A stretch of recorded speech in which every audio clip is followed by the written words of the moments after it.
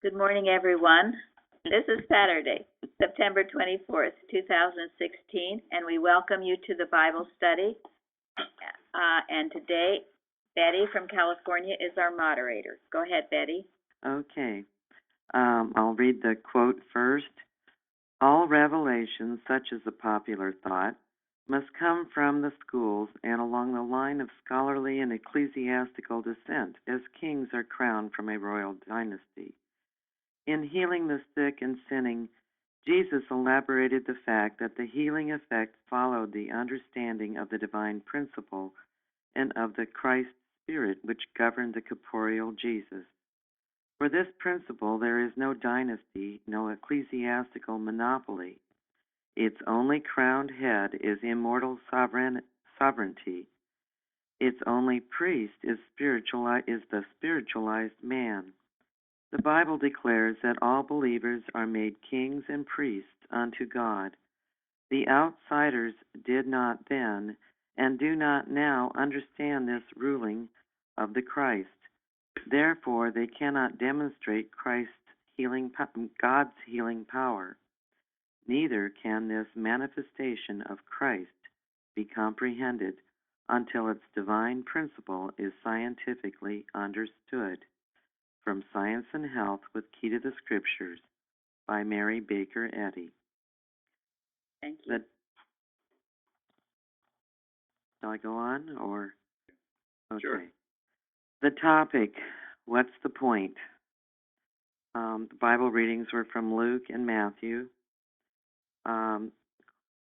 Question number 1, what were the circumstances, the who, what, where, when, etc., surrounding the healing of the man with the dropsy?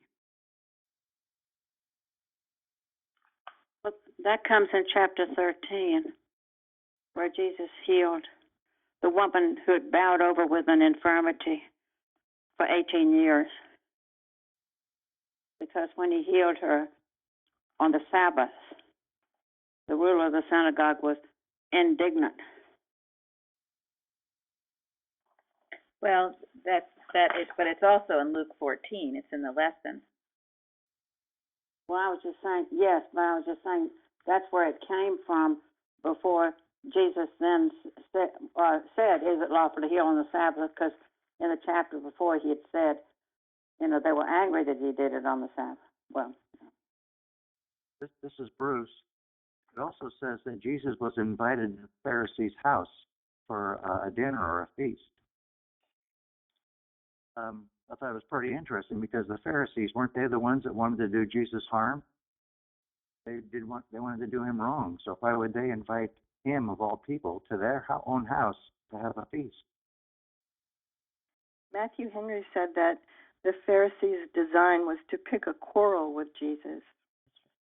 So this was the perfect setup. Here was the man with the dropsy, and Matthew Henry said that he probably was a relative or living in the house because he probably wouldn't have been invited there. So this was the situation that Jesus was coming into, and he was always seeking opportunities to do good. And look who was there, the lawyers and Pharisees. Yeah, this was the house of the chief Pharisee, one of the chief Pharisees. And it wasn't a totally benign invitation, was it? No. It's not benign. In the No. chapter 13, at the end, it says that he had been warned by the Pharisees that Herod was out to kill him. And told him to leave. Yeah, and this story says that he was being watched. They were watching him. So this healing occurred in a very sort of malicious atmosphere. They did want to trip him up. They were trying to get him. Why do you think Jesus accepted the invitation? Someone said something about that.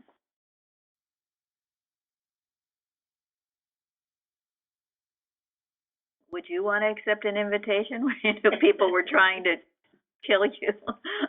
Well, I'd like to add something I read somewhere was that Jesus never turned down an invitation. I'd never thought about that before. I was reading that too. When you think of it, he ate with the Pharisees. He ate with the poor. He was very quick to accept invitations. Why? To teach people. Thank you. To prove God. Yes. And He that took was it. He took it as a way to teach the gospel, teach the glory of God to whoever would listen to him, even the Pharisees, even people who wanted to kill him, and the poor, the needy. You know, he was accused of, why are you having food with these poor people? Yeah, he was with a Pharisee or somebody important when Mary came in and anointed his feet with oil, Yeah. and he took that as an opportunity to teach the people there. Thank you. It's a wonderful point. Thank you, Betty. I think it's a beautiful point. He did not retreat from being with people. He loved people. If he only did easy and comfortable things, there wouldn't have been anything to write about and nothing to learn from. That's right. He had no fear. He had no fear. Thank you. He went everywhere seeing the correct man anyway. Yes, he did. Receptive to the truth. I thought that was such a really important point of this story, which I'd never thought about before, as Betty said, that he did accept all these invitations. He saw it as an opportunity to talk about God and to spread the gospel. And so we apply this to ourselves. Are you willing to go out amongst the people, or do you want to hide? And what did he warn his disciples when he sent them out? Send you as sheep among wolves. And of course, when you do it, if you do it, you have to do it out of the standpoint of love, as Lil said, not fearful or, oh my gosh, these people are going to jump all over me. If you think that, they will be sure to oblige to what you expect. You go with the authority of Christ. Go ahead, Florence. And the command is to preach the gospel to every creature. So Yes, it is. he was proving that. He had a mission. He had nothing to hide. And he had nothing to fear. Set him apart from other people that only wanted to be with people they were comfortable with. He was comfortable with everybody because he saw them right. Thank you. It's a wonderful attribute. He was so at peace with himself, he was comfortable with anybody and everybody. Do you feel And his that whole way? mission was to serve. He was serving. That's what he said his mission was. Yeah. Absolutely. Tell me, do you have any different mission? No. You sure?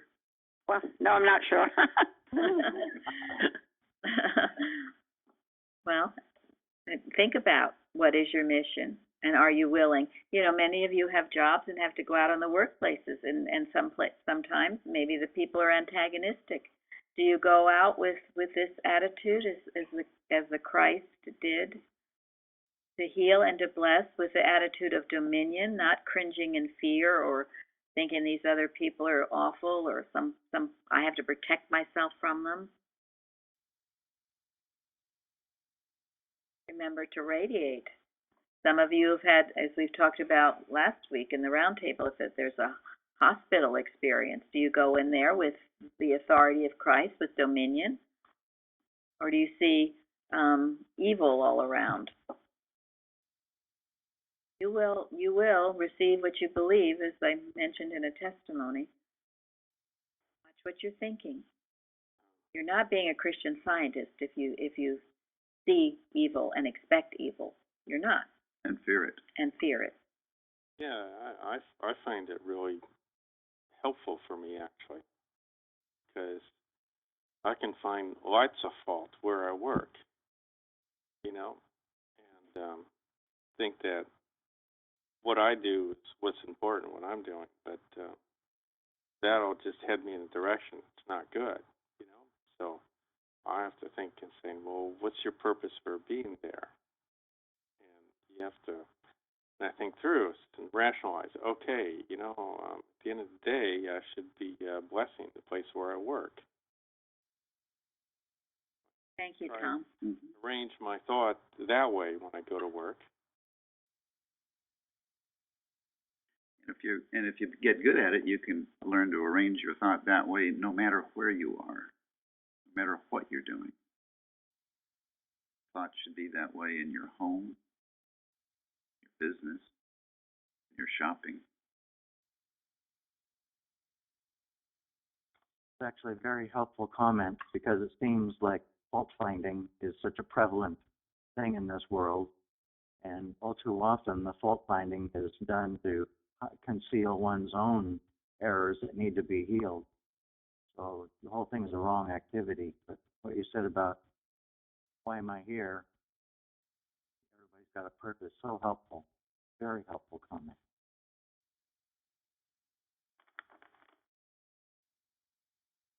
So I also read, I thought this was interesting too, that the Sabbath day was dinners were very famous for their festive entertainment. And that the Pharisees loved to have everybody over on Sunday and drink and eat and be merry. Totally disregarding truly the real significant purpose of the Sabbath and keeping it holy. And then it goes on to say, and then they would nitpick on other people like Jesus for healing. So it was extremely hypocritical. But even so, even of all this, Jesus welcomed the opportunity to come to them and speak to them, speak to Christ. So it didn't matter what their intent was. It didn't matter what was in their thought. It only mattered what was in the Christ thought. The dominion is within. The kingdom of heaven is within. And this is examples in this lesson, just one after the other. And of course, he did convert some of these people. Yes, he did. He reached some of them. Some of them were willing to be reached. You know, I have recently I got into Ben-Hur. There's been the new movie out of Ben-Hur, which Gary and I went to see, and then I ordered the book, and then I watched the original Ben-Hur, the one with Charlton Heston, which I hadn't seen since I was, I don't know, a child. But the point of that book was it's about a man who's living at the time of Christ, and he's a Jewish man, Judah Ben-Hur, and he experiences seeing Christ occasionally by the wayside, and eventually at his crucifixion. But the point of the book was that just those brief meetings with the Christ absolutely changed his life in an amazing way. It's actually an amazing book and movie, very inspirational. And the book, which was written in the late 1800s, which I knew nothing about, was such a bestseller. It sold more than To Kill a Mockingbird and Gone with the Wind. And it came at the end of the Civil War when there was so much turmoil and grief and strife. And it said the book was such a bestseller because it healed. It was healing the Christ message. And even the president, which I think was Garfield, wrote the author of the book thanking him for this book and said it brought peace to his heart. And the person that wrote the book started the book without believing in God. He did not believe in God. He did not believe in Christ. But when he was done with the book, he believed in Christ and God. He said he felt like the book had written itself. So the point of this whole thing that I'm telling you is how many people, as someone just mentioned, how many people were affected by the Christ that we never have heard of, that we don't know about? How many people did he heal? How many people did he transform? Probably thousands. And this book is one example of it. And I have no doubt, if it isn't exactly true, it could very well have been closely true, which is why the man who wrote it was so inspired by it. So anyway, that was a little off, but I wanted you to know about it because I didn't know about it. I knew it was a really famous movie, but that was about it. And that it was also an inspirational movie. By the way, the man who wrote it was born in Scotland, and he moved to America and lived to be 100 years old in the 1800s. He also was a military man, but he was transformed by writing the book. It changed his life just writing the book, from one who was an unbeliever to one who was a believer. And so think about that. Think about what the Christ did. I mean, here we have a healing of the dropsy. We know how he talked to the Pharisees, but think of all the other lives that he touched in that short ministry of his. Did we answer the question? Oh, I think so. May I read something before we go to number 2? It's a quote, and it's a loose quote. But after he healed, this is a commentary. This act of mercy flew high above the Pharisees' web of trickery, like some fair winged creature glancing in the sunshine. Unquote.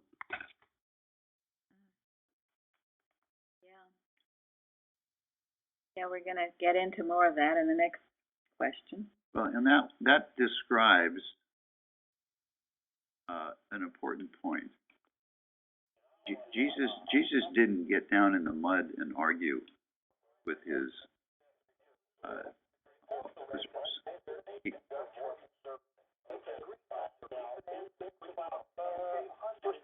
Getting some interference. Yeah, we're getting some interference somewhere. Got it. Thank you. Jesus didn't get down in the mud and argue with anybody. He rose above the human nonsense, like the light. He kept his relationship with God. Didn't let anything mess it up. That goes into the next question, which is go ahead. Which is what we'll do. Question number 2, what question or questions did Jesus ask before he healed the man? And I should also say, what did he ask after? And how was it answered by the Pharisees?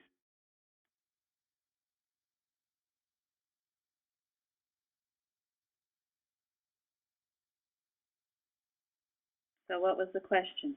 Is it lawful to heal on the Sabbath? Yeah. Yeah. Isn't that interesting that Jesus asked the question? After, I guess, being told many times he couldn't. I read this was the 7th time and the final time that he healed on the Sabbath. He was ahead of them. He was ahead of their game. It said Jesus didn't have to hear their words. He read their thoughts. He knew they were sitting there criticizing him. He knew that was why the Pharisees invited their lawyers to the dinner. And we don't know how the man with the dropsy got there, whether he was one of them, whether he came in, we don't know who he is. It doesn't say.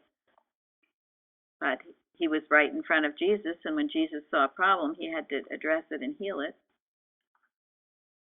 And they certainly weren't prepared for that question. Nobody could answer. We thought of everything else but that.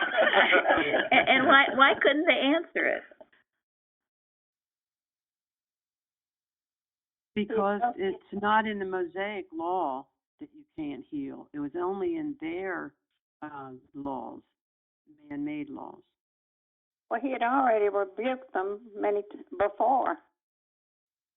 Oh, that's the same thing. Yes. He was so divinely in the right mind that they just couldn't trick him. They couldn't, because if they answered it, they would have exposed themselves as to being loveless, hypocrites. Not understanding the point of the Mosaic law. Because what had they done to the Sabbath? What had they done to the whole concept of the Sabbath? Humanized it? Thank you. Humanized Evolved it into a ceremony instead of worshiping God. They made a dead ceremony out of it. And what has been done to the concept of a Christmas day? All about gift giving and no God in it. And Santa Claus. It, And it's a commercial enterprise. Nothing to do with the Christ for most people anymore. What has happened to the Christian Science movement and other churches? If they drop to the level of humanization, they're no longer worthwhile. They become political organizations. Economic purpose. They simply quote words, and they end up offending those that are humble seekers after the truth. Yes, thank you. They humanized it,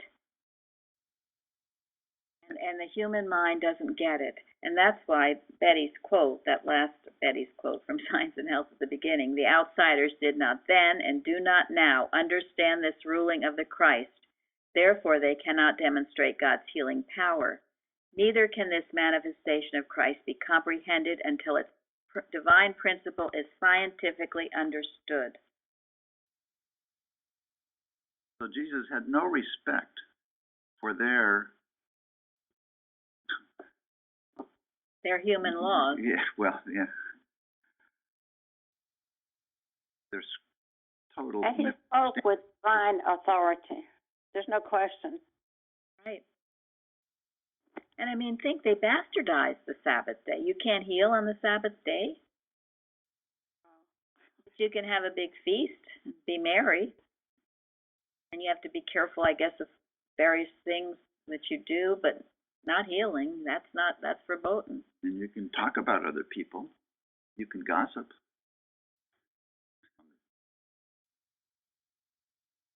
They only allowed what they themselves were able to do. Right. So Jesus, with that one question, nailed them, and they knew it. They didn't like it. Couldn't answer. Certainly must have made them think. I thought that their silence after the question actually spoke volumes. It did. Because this is how error works, silence and subtlety. Because if they would have come up with an answer to that, they would have exposed their motivation for inviting him there in the first place, which was to find something critical of him. Yes. They couldn't say anything. It shows when you were in that divine mind, you were always in control. So remember that. And if you ever feel like you're out of control, that means you're in the wrong mind. Out of control in any way. If your thinking's gone berserk, or if you are in a situation you feel terrible in, something's wrong. Because the Christ is in control. It radiates. It dominates. Never a victim.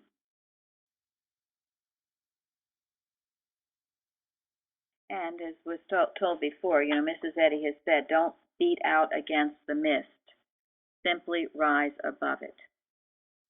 He didn't get into an argument with them. He said one simple question. Perfect.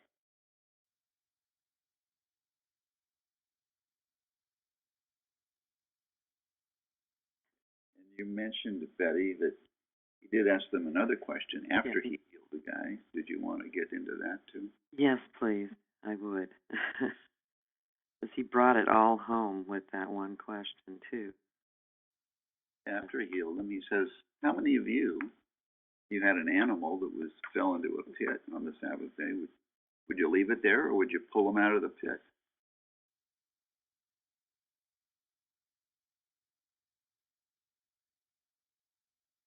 Again, they couldn't answer.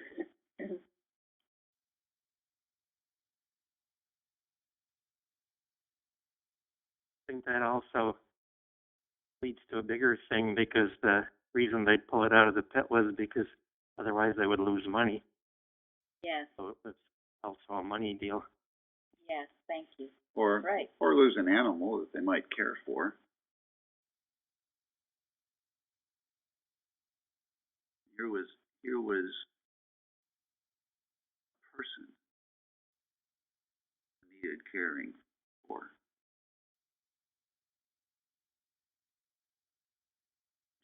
cared for him.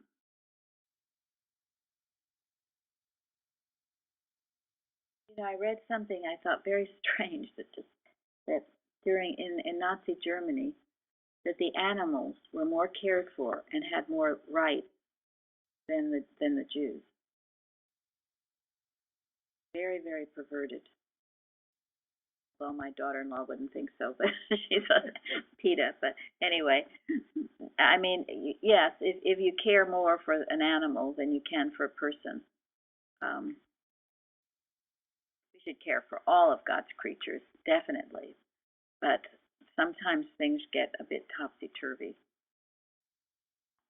And I agree with you. I think a lot of it was economic. Go ahead. Unfortunately, I can see that a lot going on today because we're willing to bring dogs over from some country that's having an issue, but not the people. And the same thing happened in the Katrina. All the dogs got adopted, and the people were left. Yeah, I mean, there is some truth when animals, it shows a little something strange going on. As I said, all of God's creatures should be cared for, and but this is a very, again, good question. Christ nailed their hypocrisy, their lack of love. He nailed it. So they couldn't answer, or it would, if they did answer, it would reveal what they really are and were. Okay. We ready for question 3? Jesus then told a parable. What was the parable and what was its point?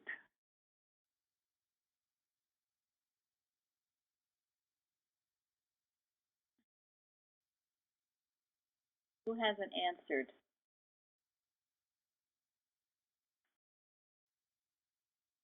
And would like to answer. Tom, do you want to say any more? You've answered, but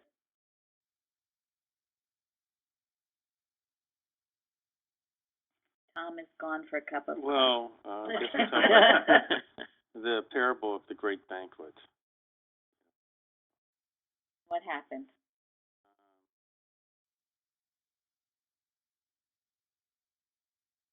Well, it's about inviting people who can't do something for you. Thank- So it's kind of a selfless thing, you know. No, I think that's That's the the next. next question. That's the next one. That's the That fourth comes Sorry, question. I jumped ahead. Okay. So we're talking about where you Right. sit when you're invited to a banquet. Don't take the highest place. Oh, Yeah. that's it. Okay, sorry, I jumped ahead. Okay, so if you get invited, and you're probably somebody thinks you're sort of special, and if you're there early, you take the best seat, and then get humiliated when the host says, "Well, we have someone more important coming, and you need to, sit over here," so. The more important person can sit where you thought you were going to sit, and then that you should do the opposite. That if you show up, then you will take the seat that is probably the farthest away, or not the best seat in terms of who you sit with and stuff. And then the host can come up to you and say, "Oh, would you please come over here and sit with us," or something like that, and they get honored. And so then we get into something that's actually throughout the entire Bible, is, those who are exalted will be humbled, and those who are humbled shall be exalted. So, I mean, this was the theme, when Jesus was born. It was a theme with Samuel, that those who exalt themselves will be humbled. very good. Thank Thank you.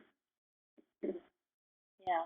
It's interesting. I didn't realize it until we did this Bible study that the kingdom of heaven has everything to do with humility. I don't even know, maybe the author of the lesson realized it, but all of these stories, humility, humility, humility. You won't get into the kingdom of heaven without humility. Oh, and I guess I wanted to stress that this is a message that you find throughout the Bible, not just in the New Testament, but the Old Testament and the New Testament. It's actually a pretty important thought, pretty important, let's say, lesson, Yeah, oh, it is. I mean, and even the golden text. I don't know if Craig is on, but he wrote about that. Craig, on the forum, the golden text, the poor in spirit. Craig's getting a cup of coffee.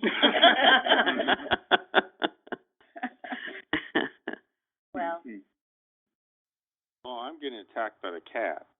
oh. In a nice way. The cat won't leave me alone, It wants to Elsie need gets me that and problem. everything. I mean, I don't know if anybody has a cat. I'm not used to cats, but overly affectionate, Elsie can relate to that. Oh, I sure can. Linda, could you read us? I think it's appropriate to read the watching point. Someone can bring it up. Okay. Quickly. Bring it up. While we're waiting, may I say something about humility? I've learned sometimes humility is very subtle. I mean, you can go to a meeting and take a seat and think it's okay, and then you start to realize about humility, and then you take a different seat because the people who are always there should have the first seat, and I have learned that. It's all relative. Right. Every situation is different, but and it's always a state of thought. Be mindful of others. Yeah, Situations. the effect of humility can sometimes be subtle, but there's nothing subtle, about humility. Humility is the state of thought you're in, where you choose to sit or where you choose to do whatever else kind of shows where your thought is, whether you are humble or not in that particular situation. But humility is a state of thought. You're either with God, giving all to God, and be willing to be obedient to God, regardless of the circumstances or the consequences, or you're not. And Mrs. Eddy talked about this false sense of humility. She said was the meanest kind of pride. And I know Mrs. Evans used to kid about people where they sat in church, because sometimes people sit way in the back or way on the edge. Or she used to say if they went to the balcony in our church, they were ready to fly out the window. And that meant, I mean, they were just edgy, their hearts weren't right there. So there are many forms of it, and every situation is different. But to some degree, you should want to join in and not be afraid and sit up in the balcony and hide. I was president of a chapter of a professional association once. So it was chapter's about almost 1,000 members. So when we'd have dinner meetings, the history of the chapter was that you had a table where the speaker sat, and then the board members, and then people that the board liked, wanted, so it was this special table. And I never liked that, but it was all meant to be in some hierarchy thing, that as you volunteered in the chapter and spent your time, you kind of moved up in the ranks, and this when you got invited to the honored table, this was kind of showing you that we're bringing you in to the leadership, and you're someone special. And so when I became president, I I said, we're not going to have that table anymore. You know, we'll of course have a spot for the speaker and have someone sit next to him. That sort of makes sense. But we had the board sit throughout the entire audience. I mean, you know, to all the tables. Because then new people, when they come in, get to interact with the leaders, the people who knew about the organization. Yes. Yeah, it makes so much more sense. It's a great example. Linda, you want to read the watching point, please? Yes, I do. It's watch number 379. Watch when you feel weary, contemplating error, and depressed over your own lack of progress, lest you attempt to bolster your morale by declaring that perhaps you are better than you realized when you regard the sins of others. The whole situation is animal magnetism, and the only remedy is to realize the spiritual perfection of your true self, and to impersonalize material sense by knowing that it is never man.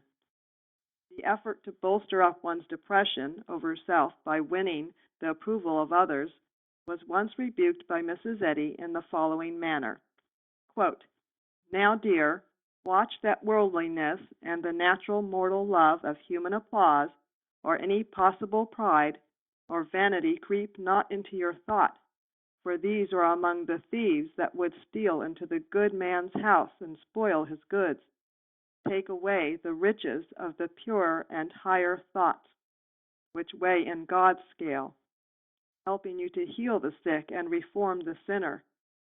To this end pray to divine love daily, for if the good man watch, his house will not be broken open." Unquote. Thank you. And maybe that's a subtle way, as I think Shardy was trying to say, where it would work. I mean, if you ever are sitting places either because you feel inferior or you feel superior, well, that's wrong. And as Carpenter says, it's all animal magnetism. Where should you sit? Where God directs you. Thank you very much. Perfect Yeah. answer. Yes. Where you can do the most good. Yes, where God directs you, where you can do the most good. That's where you should sit. And that's the only place. And it will be different each time. That's right. You can't outline it. And if you're full of yourself, thinking about your stuff, you're not going to get that right seat. You're so right. Exactly. Full of yourself, thinking about your stuff, you won't, and you'll sit in the wrong seat, and you might even get rebuked and be told to move. and as Shardy pointed out, and it's a good point, to the human mind, it all seems very subtle. Whereas for someone who's in the right mind, it's all very clear.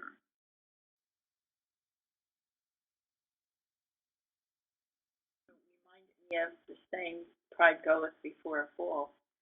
If you're so prideful, you're not watching out, and that's how you trip up. Right. And if you are prideful, what is God's remedy? How does God show his love for you if you are full of pride? Knocks you down. Yeah. He publicly causes and if you, you're lucky, it happens real quick. Right. He enables you to allow yourself to be publicly humiliated so that the pride gets burned. That's a good thing. It really is. It's a very you'll good get it thing. just the way you need it. I found it in my own experience. You just can't hide this anymore. It's out in the open. And it's a good thing to fall on your face. It's what the Greeks called hubris. Pride goes before a fall, right? Thank you. Yes, that's in Proverbs. But I also realize from past experience that one does have to have a little bit of a spiritual nature to even notice that, because so many times when I had a fall that I didn't even realize what was going on. Well, the pride doesn't like it when it gets hit. No, You're right. and no, you wouldn't know what's going on. I mean, I didn't know what was going on until I had kind of it explained to me in this church. I think you're right. You just think, oh, these terrible things are happening to you. But no, there's a lesson to be learned. There always is. If you take them right, there is a lesson. If you take it right, there's a lesson. And God doesn't just beat on you. He's doing it for a reason because he needs you. That's it, to purify you. To purify you, to get over that pride. And if you don't get over it and you don't understand what's happening and you think all these terrible things are happening, probably you'll keep falling on your face till you finally figure it out. It'll come in some other way until you get it. Bingo. Bingo, yep. And the more useful you are to God, the more, spirituality that hasn't been squashed out of you, that is there, the quicker these rebukes, these humiliations will come. So if you're experiencing, things that are beating up on your pride, well, that means that you are of use to God, and God has something good for you to do, and he's preparing your thought to be able to do it. Don't get discouraged. Yeah, learn the lesson. And one of the ways that pride can come up is if you've been corrected. You can take the correction and turn on a dime. There'll be great growth. But if you don't, and you chew around and think you were right and justify yourself, you'll just molder where you are. I used to call it spinning your wheels. Spin your wheels, but you won't go anywhere. So the people in business who make progress and who do well are those who can take correction well. I've seen it through the years.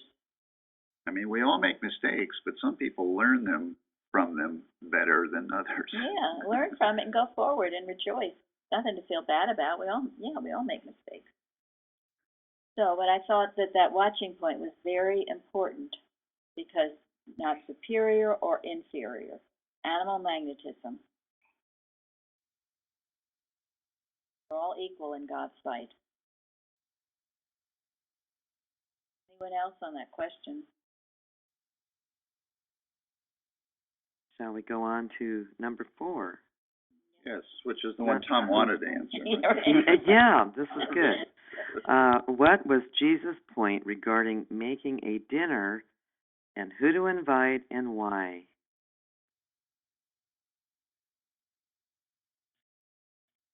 I don't know. Florence, do you want to say anything? She might be muted because I think she has AVO today.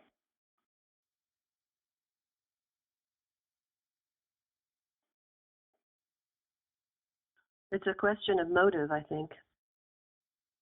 Thank you. Yeah, why do you give, right?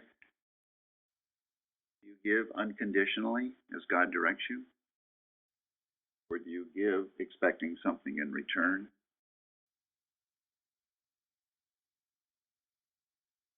You want to expand on who answered about the motive? That was me, Elizabeth. I read something interesting. I can just quote it a little bit, but it said, to entertain the first group, which is, friends, immediate family, influential neighbors, is pleasant and profitable, low motive. To entertain the second group, which would be sinners or poor, maimed, is compassionate, high motive. To entertain the first group is to set one's own circle at the earth's center, selfish motive. To entertain the second group is to remember that God sees mankind as one family and that his love runs most quickly to the neediest, high motive. To welcome the first group is to seek speedy reward, earthy motive. To welcome the second group is to trust in heaven's ultimate favor, faith motive. In this issue, as always, God looks at the heart. Very good, thank you. What is your motive? We can criticize the government for doing or not doing, but the heck with the government, what are you doing to help others? And the ones that you help should be those in your vineyard, those who are around you. You don't have to go across the ocean necessarily, unless God directs you to.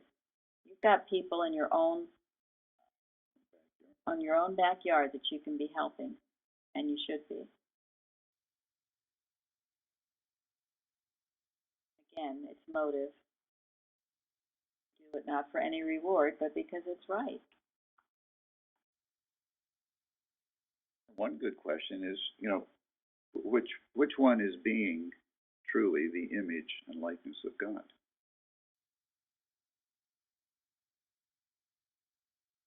Does God love unconditionally, or does God favor some people over others? God is no respecter of persons.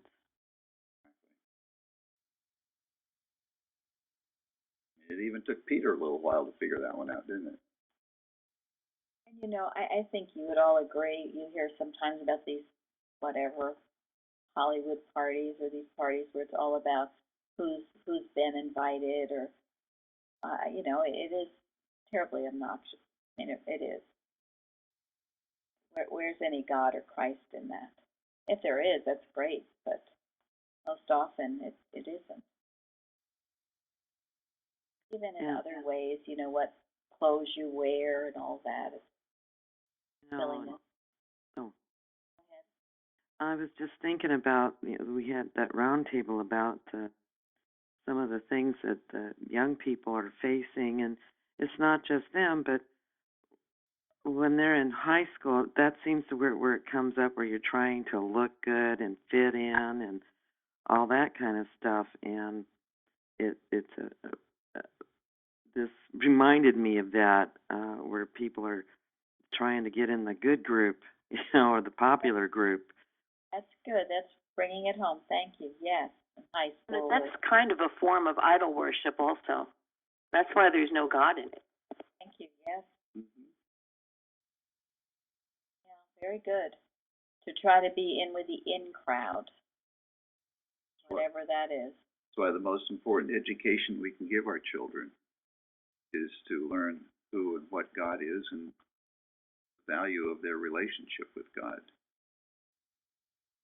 That's the only stability that they will ever have in life.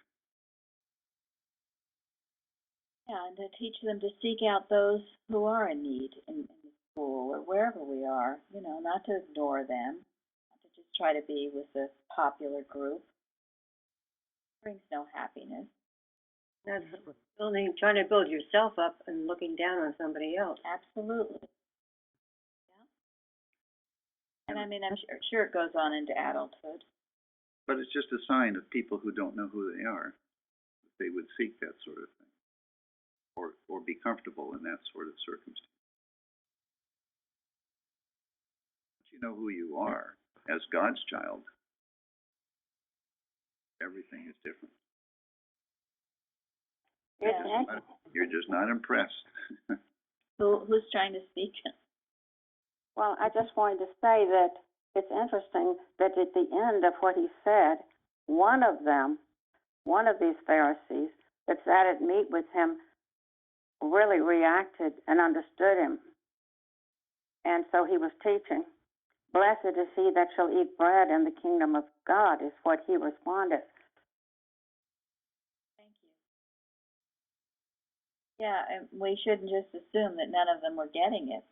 He wouldn't be doing it if all of them weren't getting it. I'm sure there were those that did get it. Probably very stricken by his words. Well, I think there are quite a few Pharisees who became,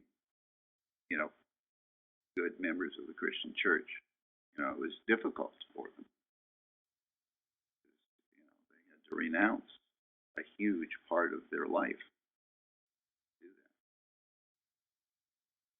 that. One thing Mrs. Evans in the church that she was forbidden were this idea of cliques.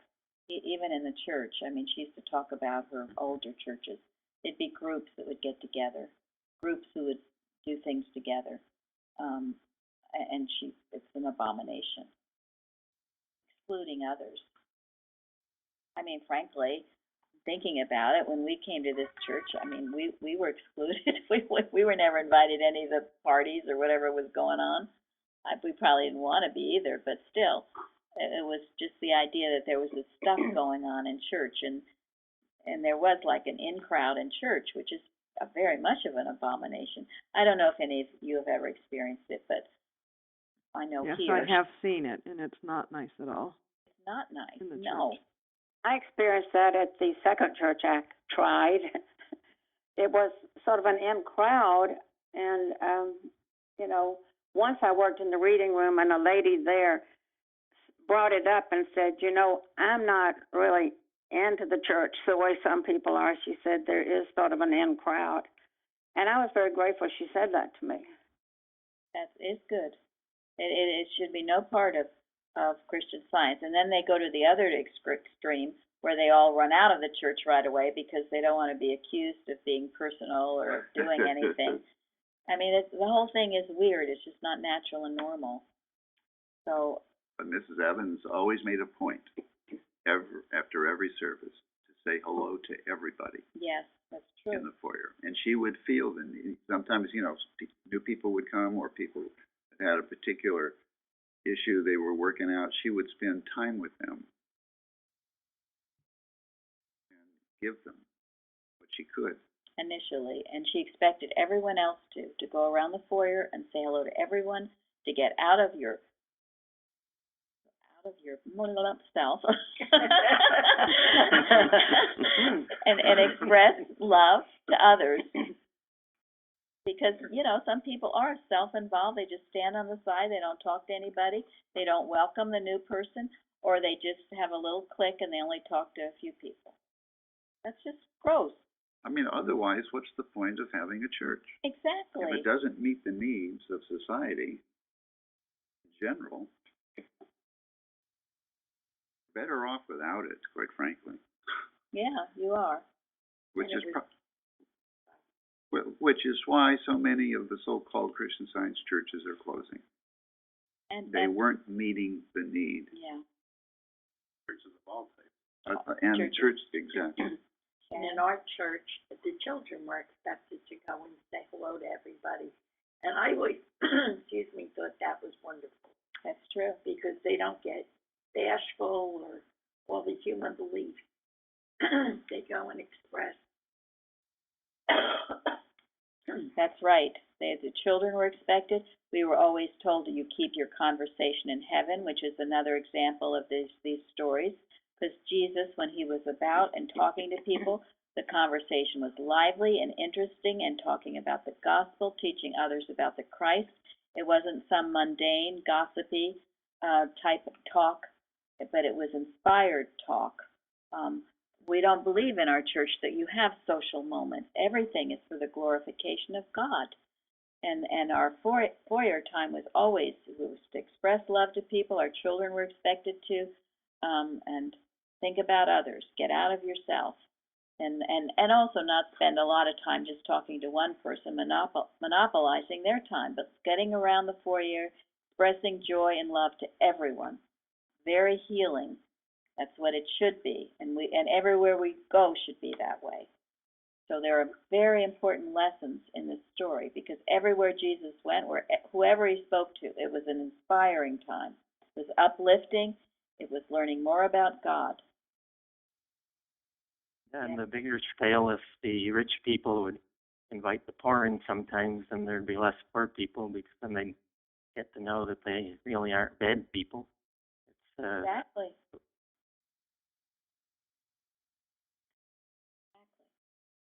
Shall we?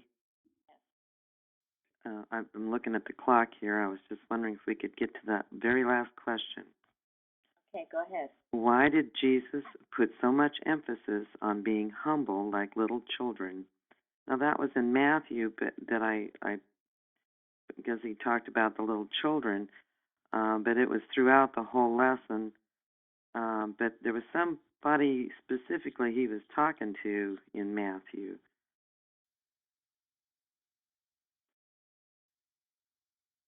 Yeah. Could I just say something before we go on to that? I wanted to mention a couple of things with regard to make it fast with regards to inviting people over. A couple lessons that I learned in the past is when inviting friends over or family members, I used to think that I did it out of obligation to be nice and to be good because I was doing something nice. And I thought, well, that's not a good enough motive. It's not high enough. It was more for me to get a star somewhere in heaven or something that said I did something good. So I knew that was wrong because the motive had to be to uplift. And second, I thought what humbled me real fast was having a sense of, well, what is it that I could learn from them? I mean, I already know everything. I mean, it was like a sense of being superior. And because I studied Christian Science, what could they show me?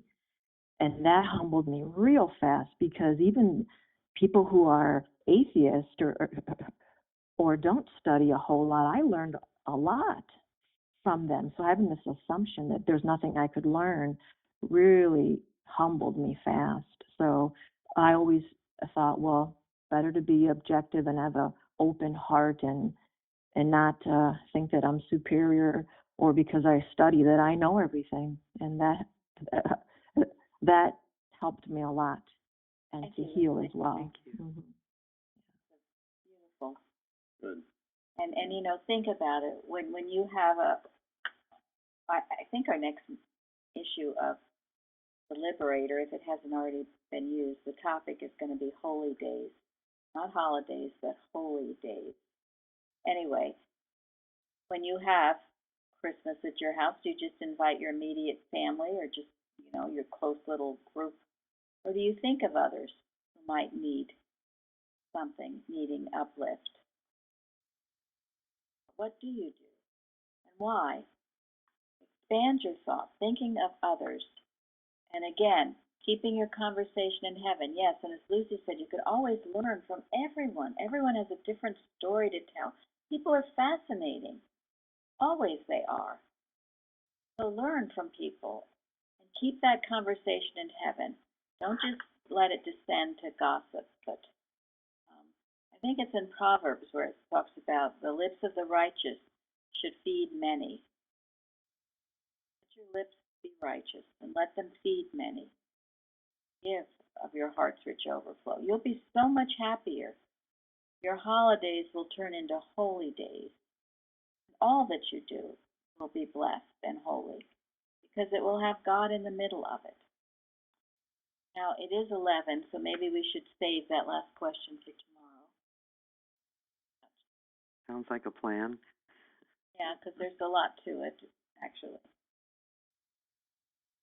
You'll all have inspiring answers tomorrow. Could I just mention something? Please do. All the things that we've been talking about, something that just kept popping into my head was Dr. Livingston when he went through Africa. And he just expressed so much love. And even when he couldn't communicate with people through their language, he felt their love. And he talked about them. I mean, they talked about him later with just such love in their hearts. And that's the whole thing. Yes, thank you. That's the whole thing, the expression of love in the Christ. And that's why love is the fulfilling of the law, because if you love, you will naturally do all these things. Thank you, Jen. And it is the universal language because everybody understands love. Exactly. Yes, they feel it. And that is what should be the about our church, love with a capital L. People should feel it. It's a strong love, and it will rebuke error, but it is love. Love behind it all. Thank you, Betty. Thank you, Betty. Thank you, Betty. Thank you, Lola. Yes. Great You're answer. welcome. Thank you very much. Bye.